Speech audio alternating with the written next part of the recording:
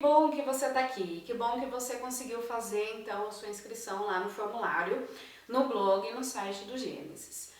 Então a gente vai continuar falando daquelas características do realismo que eu mencionei na primeira parte do vídeo e principalmente a questão das máscaras sociais. Essa é uma característica muito típica e muito comum do Machado de Assis que a gente vê em todas as outras obras dele. Não vou ficar me estendendo muito nesse assunto, depois para quem não assistiu a análise do Memórias Póstumas vale a pena assistir também porque eu exploro melhor essa questão da máscara social.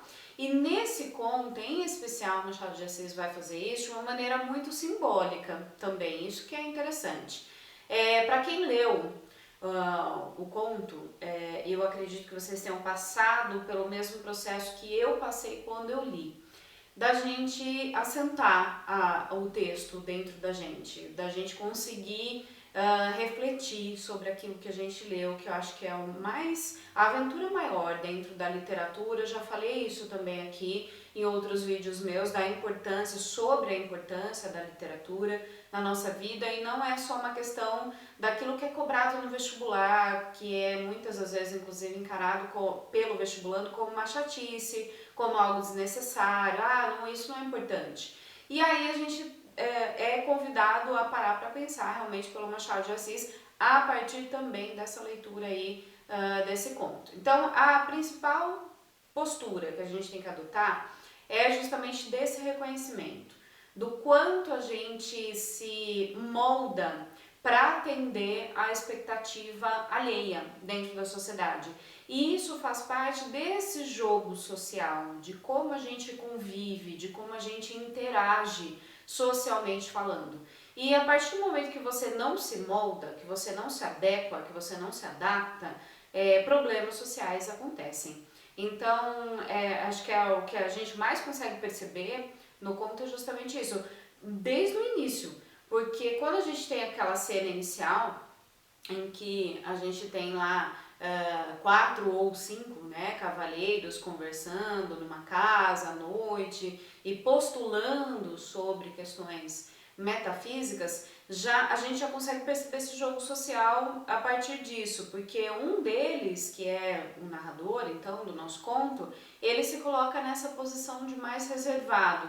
E aí, pelo fato dele estar nessa posição mais reservada em relação aos outros, parece que ele não tem voz, ou parece que ele não tem importância dentro daquele contexto. Então, nós somos muito pressionados pela sociedade de uma forma geral, já éramos na época e ainda mais agora, não dá nem para comentar o quanto de pressão que a sociedade faz de respostas. A gente tem que ter resposta para tudo, a gente tem que se posicionar diante de absolutamente tudo, a gente tem que ter uma reação para absolutamente tudo. E a reação do narrador, do Jacobina, inicialmente, é aquela reação de se reservar, de se colocar nessa condição de as pessoas estão ali, os outros homens estão conversando, mas ele não quer se posicionar, não quer colocar sua opinião, então ele fica meio à parte, meio distante, como se ele estivesse à margem mesmo da conversa. E quando uma das pessoas então presentes dirige o olhar para ele, indaga e quer saber, né, de fato, o que você está pensando, qual a sua posição, o que você acha, pelo amor de Deus, se manifesta, porque é assim que a conversa consegue ter fluência e a gente consegue continuar discutindo, talvez noite adentro. Ele se coloca nessa condição de que, é verdade, vocês têm razão e eu tenho um excelente exemplo, né? E aí, a partir desse exemplo que ele começa a narrar a respeito da sua própria vida, ele formula então uma nova teoria a respeito da natureza da alma humana, que é o fato de nós possuirmos duas almas e não só uma alma. Esse é um estudo assim fantástico que nos acompanha durante toda a história da humanidade. A gente tem aí várias formas de estudo que ora são chamadas de religião, ora são chamadas de filosofia, enfim, infinitas tentativas de se explicar aquilo que não pode ser visto, inclusive.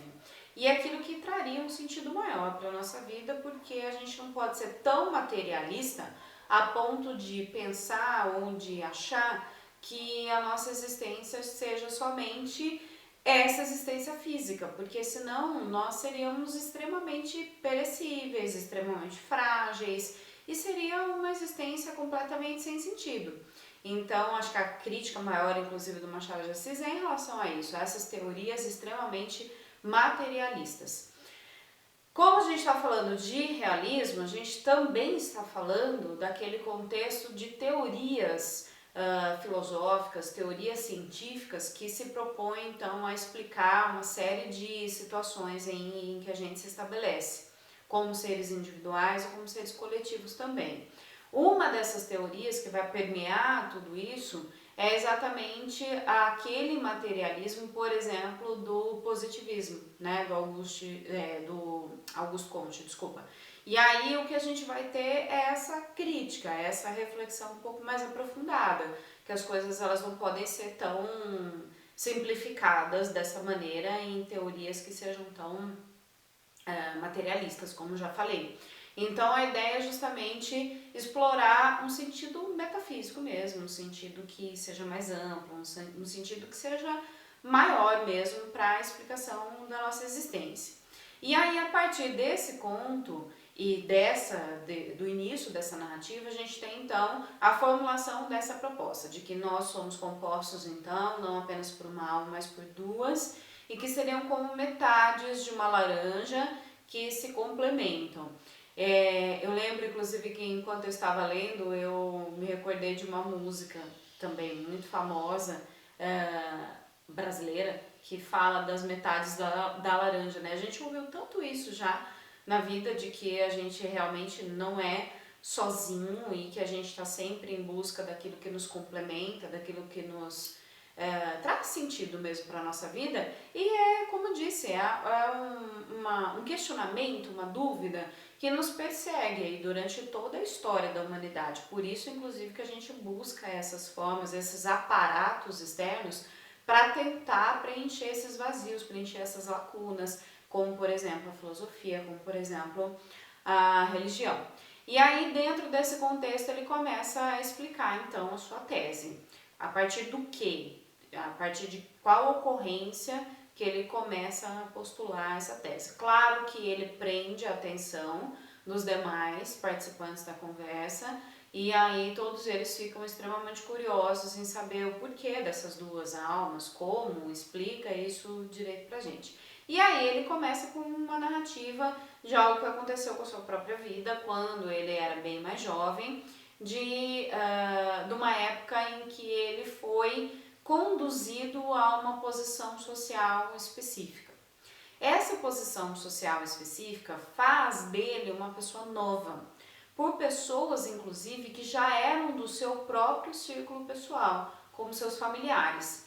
Isso que é o que é mais interessante da gente observar nessa narrativa, porque não eram pessoas desconhecidas que transformaram a visão que tinham dele em outra coisa. Eram pessoas que já conviviam com ele, mas que a partir dessa postura aí, dessa posição, desculpa, social, essas pessoas passam a enxergá-lo de uma maneira diferente. Essa posição social que ele ocupa é a posição de alferes, que seria como um delegado de polícia.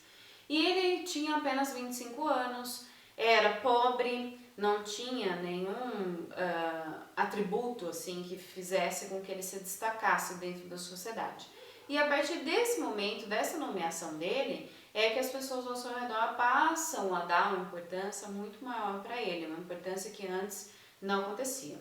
Num primeiro momento ele fica muito incomodado com isso, né? Ele não consegue se adaptar assim de maneira tão instantânea àquilo, porque ele passa a ser notado e ele passa a ter uma importância que ele nunca teve.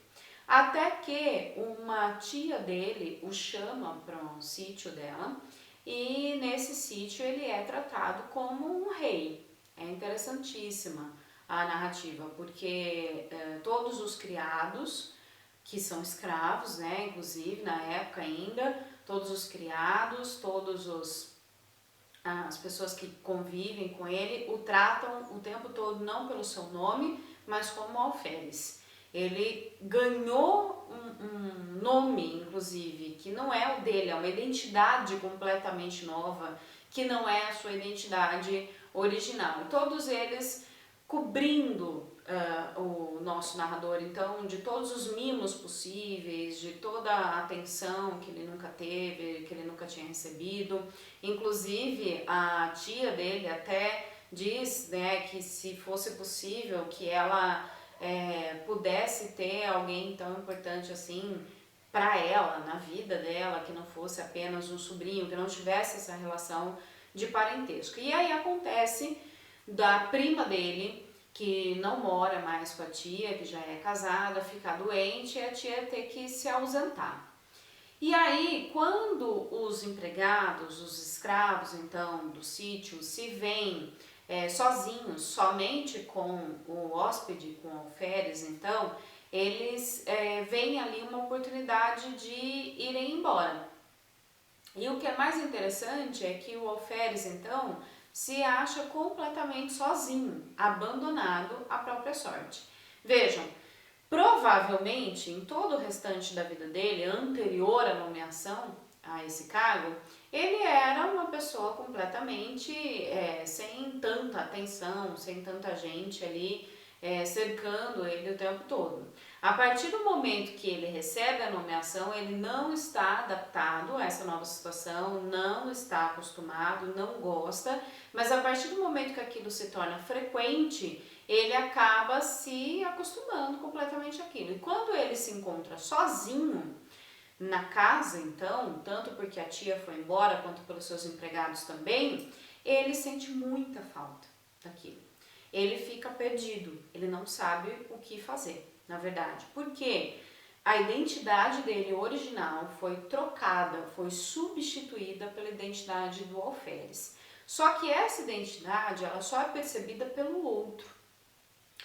Então, essa figura do alferes, esse novo conceito social, essa nova posição social que ele ocupa, só é reconhecida por ele próprio a partir do momento que uma terceira pessoa olha para ele e diz: você é.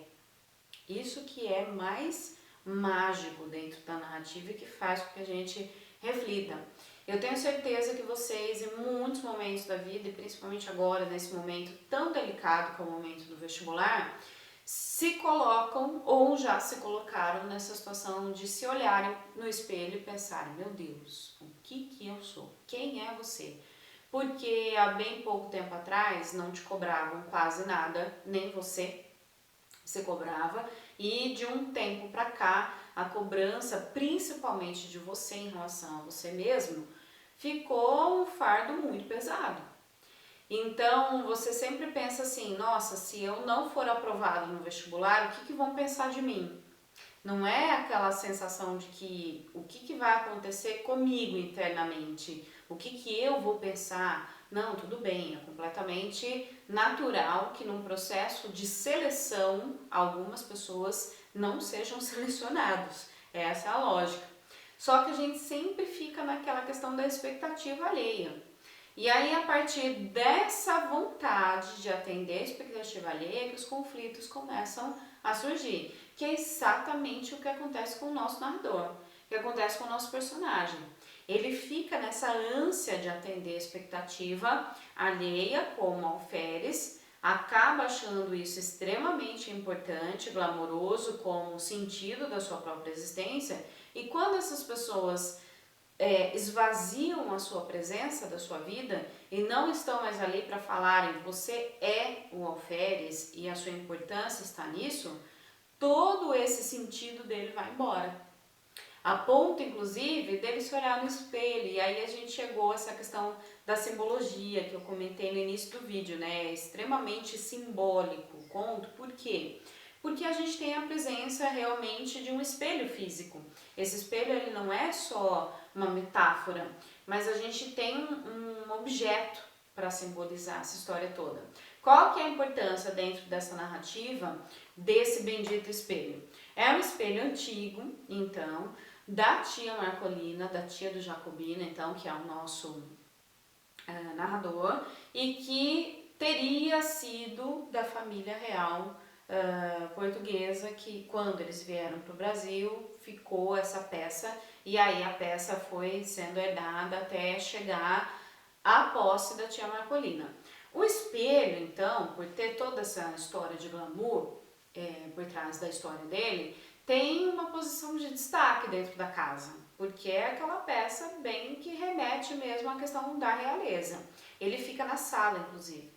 Só que quando o alferes chega, então, o sobrinho, o hóspede tão especial chega, a tia Marcolina tem uma ideia de que ela precisa tanto dizer e deixar claro para o sobrinho que a presença dele é importante e que ele é uma pessoa muito importante, que ela resolve então tirar o espelho da sala e colocar o tal do espelho no quarto dele, no quarto de hóspedes, justamente para denotar toda essa importância, essa realeza que o Jacobina representa dentro da família por ele ocupar um cargo social tão importante, de tanta respeitabilidade. E então esse espelho é como um objeto então que simboliza essa questão da importância dele. Só que quando ele vai se olhar no espelho, ele não consegue enxergar o reflexo dele. Ele enxerga um reflexo difuso. E aí a gente chega àquela questão da dupla alma que nós carregamos. Existe a alma interior, então, na visão do nosso Machado de Assis, e essa alma exterior. A alma interior é a impressão que nós temos a partir de nós mesmos, sem que a gente precise de um olhar alheio, um olhar de uma outra pessoa para nos falar quem somos nós. E a alma exterior é justamente aquilo que a gente quer apresentar para poder atender as expectativas, então, de toda a sociedade, de todas as pessoas que nos servem. E aí, pessoal, a gente chega no ponto alto aí da nossa narrativa, porque quando ele se olha no espelho e não consegue enxergar aquela figura respeitável, notória do alferes, ele entra em um conflito danado, ele quase entra em depressão, aliás, quase entra em depressão, não, ele entra em depressão, mas ele quase tem um troço de fato, porque ele não consegue se reconhecer. E o que é interessante é que ele conta pra gente que esse espaço de tempo, do período em que ele ficou sozinho, antes dele decidir ir embora, foram apenas 8 dias. E enquanto a gente está lendo a narrativa, parece que aquilo é a transcorrência de muito tempo, como se ele tivesse ficado anos naquela história. Porque se a gente parar para pensar numa pessoa que esteja sozinha, sem nada para fazer, sem absolutamente nada para fazer, e sempre esperando a anuência de uma outra pessoa para sua própria vida, realmente eu acredito que a noção de tempo seja muito diferente da noção de tempo que nós temos hoje. A gente tem a impressão de que o tempo passa muito rápido e que a gente não conseguiu concluir quase nada daquilo que a gente deveria fazer durante o nosso dia. E não é o caso do nosso narrador, porque ele fica ali tentando fazer o tempo passar e isso acaba não acontecendo. Inclusive ele narra que ele tem até dificuldade para comer, ele quase não se alimenta nesses dias de tanta tristeza, tanto desespero que ele está sentindo, justamente por não ter alguém que o cerque de mimos, que diga para ele quem ele é, que dê a importância que ele se acostumou tão recém-adquirida por ele, mas ele entra em parafuso mesmo, entra em colapso. E aí, a partir disso, ele tem uma sacada, que é o fato dele se vestir com a farda, então, com o uniforme dele de alferes. E aí, toda vez que ele se veste, ele consegue se olhar no espelho e aquela difusão, aquela imagem difusa, distorcida, sem nitidez, se converte, então, numa imagem real dentro do espelho, entre aspas, né? Esse real, muitas aspas, inclusive. E aí ele consegue enxergar de novo, eu sou aquilo ali, ó. Então eu não preciso mais ficar preocupado, não preciso mais ficar aflito em saber o que de fato eu sou. Eu sou aquela figura ali, então tá tudo bem. Mesmo que não tenha alguém de fora falando pra ele, mas o fato dele reconhecer na farda e no espelho, na verdade eu falei que era um símbolo só, na verdade são 2 símbolos que a gente tem dentro dessa narrativa fantástica, o espelho e a farda, que dizem então pra gente o que a gente é. De novo, vou trazer essa discussão pro dia a dia de vocês, nosso, de uma forma geral. Todos nós temos os nossos uniformes sociais. Então, quando a gente quer sair, por exemplo, dependendo do lugar para onde a gente vai com um traje específico. A maioria das escolas cobram o uniforme dos seus alunos, então aquilo faz com que a gente seja investido daquela posição social que a gente ocupa naquele momento, que é o fato de sermos estudantes. E cada profissão, na verdade, tem, né? Quantos de vocês já não associaram alguém de jaleco com a profissão de medicina, por exemplo, ou de dentista, que são os estereótipos mais fáceis de virem à nossa cabeça, mais rápidos de virem à nossa cabeça. E aí a gente tem esse caráter dentro da narrativa. Ele só consegue apaziguar o terror interior que ele está vivendo, o Jacobina, nosso narrador, a partir do momento então que ele se farda, que ele se olha no espelho, ele consegue se reconhecer. Inclusive ele próprio diz que é assim que ele faz com que esse terror desses dias seja passado assim com menos problema e ele consiga se livrar logo dessa angústia que ele sofre inicialmente antes dele ter essa ideia de vestir a farda e se olhar no espelho, que é o fato de se olhar no espelho e não se reconhecer, ver aquela imagem que não é nítida. Claro que aí é uma forma bem metafórica mesmo de dizer que ele não se enxergava mais justamente porque a identidade original dele foi substituída por aquela identidade forjada pela posição social. E aí que a gente tem que discutir a questão da crítica social, essa questão do materialismo excessivo. Imagina, a gente está falando de século XIX com materialismo excessivo. Imagina Machado de Assis hoje, vivendo na nossa atualidade. Ele teria, assim, surtos de contos extremamente críticos, romances extremamente críticos, porque realmente tem muita coisa pra gente criticar. E muita coisa, inclusive, que a gente carrega desde esse período e que foi só intensificado, foi até piorado. Então, o fato da gente não ser autêntico, não ser de fato aquilo que a gente é na nossa essência, faz com que a gente se confunda mesmo e em alguns momentos não consiga nem se reconhecer. Assim como aconteceu com o Jacobina, com o fato de ele precisar então daqueles símbolos do espelho, da farda, para poder se achar de novo no seu próprio reflexo. Então é uma forma de fazer com que a gente reflita, fazer com que a gente pare para pensar na nossa posição, na nossa postura social, porque claro que a gente tem que levar em consideração que nós somos seres coletivos e que existe sim um jogo social, que a gente precisa se adequar e se adaptar. Mas isso não pode ser dessa forma que faça com que a gente se confunda e a gente se perca dentro dessas máscaras todas que a gente usa, dessas identidades tão difusas que a gente usa no nosso dia a dia. É uma forma da gente se encontrar. Eu acredito que seja um ponto interessante de intersecção entre as obras que foram cobradas da gente, lá com outro conto também da Clarice Lispector, que é o conto Amor. Então, se vocês pararem para pensar, primeiro na questão das simbologias, das metáforas, da Ana avistando o cego lá dentro do bonde, o cego na rua, e o cego mascando chiclete, e ela saindo da sua própria cegueira. O fato dela precisar encontrar sua identidade. Ela não tem identidade, na verdade, ela também está carregando as máscaras sociais e se fiando a partir de imagens que fazem dela. Então, a imagem da esposa, a imagem da mãe, a imagem daquela que é acolhedora, que tem ali a função de deixar a casa limpa, a comida preparada e ela sempre à espera dos que estão para chegar, que é o marido e os seus filhos. E ela, na verdade, o seu papel dentro dessa narrativa toda, dentro desse enredo, qual é?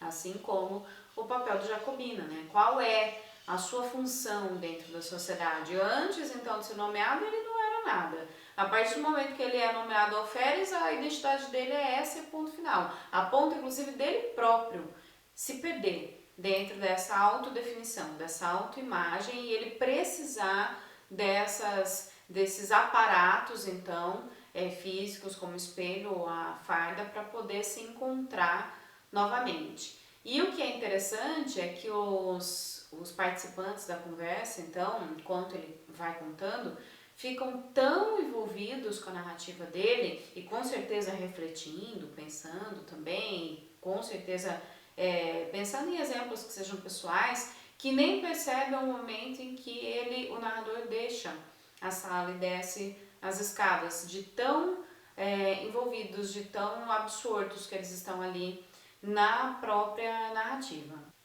Pessoal, como eu disse, eu não fiquei me alongando na história das características específicas machadianas ou do realismo, porque já tem isso aqui no canal, então eu acredito que seja um pouco cansativo para vocês todo vídeo eu ficar falando das mesmas coisas. Assistam então o vídeo então da análise de memórias póstumas de Brás Cubas para vocês terem aí o aprofundamento dessas questões, tá? De novo, vou pedir para que vocês leiam o conto, para quem não leu, é curto, dá para ler tranquilamente, em poucos minutos, mas leiam com esse olhar mais crítico, mais aprofundado, para vocês conseguirem perceber essas questões aí que eu comentei com vocês, tá? Como eu disse, eu acho que é mais fácil de a Unicamp associar essa obra com o Conto Amor, da Clarice Lispector, ou até da Hora e Vez, de Augusto Matraga. A gente teria essa possibilidade também pelo fato da gente ter a questão da identidade também sendo discutida. Eu já falei isso em outros momentos, em outros vídeos, não sei se vídeos que vocês tenham que assistir, agora, mas eu falei que existe sempre uma lógica dentro das obras que são cobradas. Essa lógica, ela mudou um pouco, ela foi agora alternada para a questão da identidade pessoal. Qual é a nossa postura dentro da sociedade, aquilo que a gente, como a gente se manifesta, na verdade, dentro da sociedade, para que a gente evolua, tanto como seres coletivos como seres individuais. Eu acho que a grande proposta da Unicamp atual, com essa lista modificada, alterada, é essa questão da identidade, sem dúvida alguma.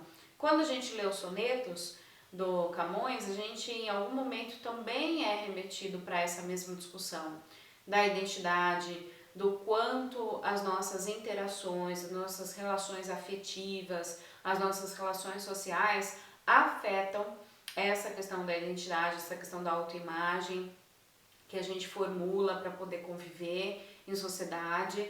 As outras obras também, em algum momento, trazem essa mesma discussão. Então, estejam atentos,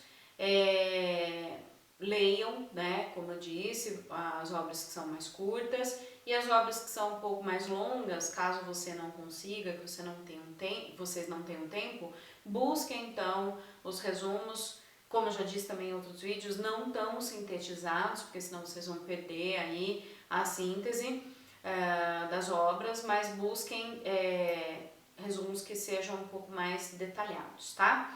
Espero que vocês tenham gostado, espero que eu tenha ajudado vocês. E agora que vocês já fazem parte dessa lista de e-mails, né, de cadastro comigo, vai ficar mais fácil da gente interagir também, tá? E se vocês tiverem alguma crítica, alguma dúvida, alguma sugestão, deixem ou aqui no YouTube ou então no próprio e-mail que vocês receberam para ter acesso, a esse conteúdo, tá bom? Então, no mais, acho que é isso, a gente se encontra nas próximas análises. Faltam mais 3 ainda para a gente fechar as 2 listas e a gente vai se falando, ok? Bons estudos e até o próximo vídeo. Tchau, tchau!